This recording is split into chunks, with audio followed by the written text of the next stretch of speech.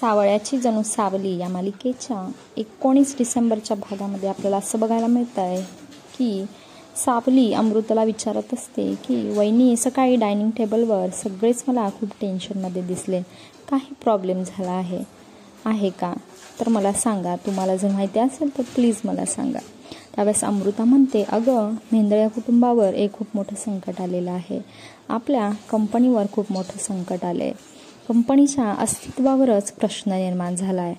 त्यावेळेस सावली म्हणते की तुम्ही काही काळजी करू नका वहिनी, आपण महालक्ष्मीचं व्रत करूया. त्यामुळे आलेली सर्व संकट आपल्या घरावरची दूर होऊन जातील.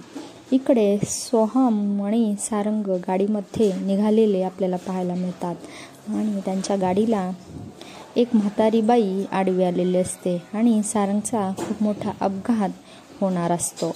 इकडे सावली आणि अमृता महालक्ष्मीचं अगदी मनोभावे व्रत करत असतात.